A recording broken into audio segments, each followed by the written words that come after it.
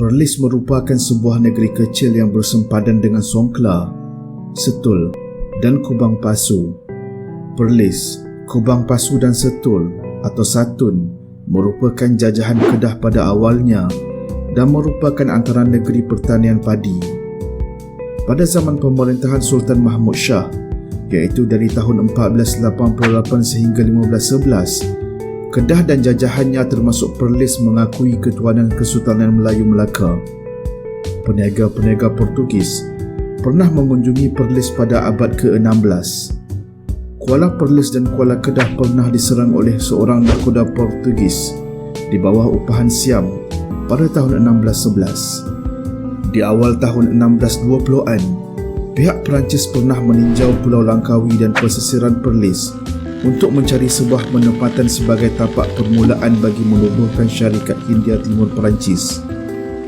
Pada tahun 1770-an, akibat dari pergolakan politik di Kedah, Raja Haji dan pahlawan Bugis telah diubah oleh kerabat istana untuk menggulingkan Sultan Muhammad Jiwa. Sebelum serangan Bugis itu, Sultan Muhammad Jiwa telah membahagikan negeri Kedah kepada beberapa jajahan.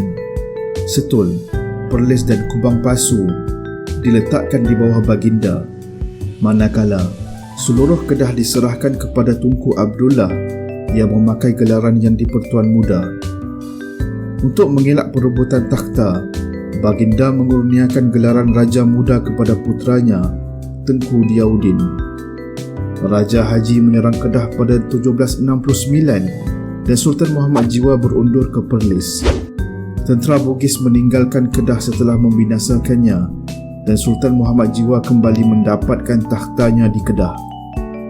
Tunku Abdullah kemudiannya ditabalkan sebagai Sultan Kedah pada tahun 1778 setelah Sultan Muhammad Jiwa mangkat, dan Tunku Abdullah ditabalkan dengan gelaran Sultan Abdullah Mukarram Shah yang memerintah dari tahun 1778 sehingga 1798. Tunku Diyaudin pula memerintah Setul, Perlis dan Kubang Pasu.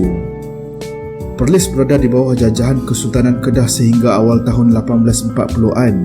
Pada tahun 1841, Bangkok melantik semula Sultan Ahmad Tajuddin Halim Shah sebagai Sultan Kedah.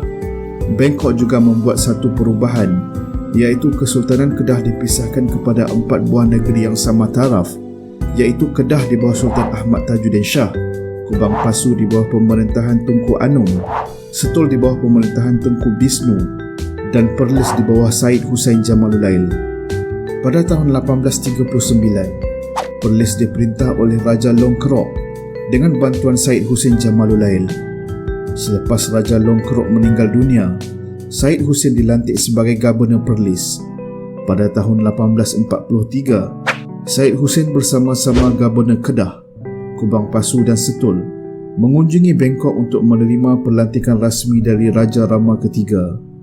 Gubernur Kedah, Tunku Zainal Rashid dianugerahkan gelaran Sultan, sedangkan Gubernur Perlis, Kubang Pasu dan Setul diberi gelaran Pia atau Raja.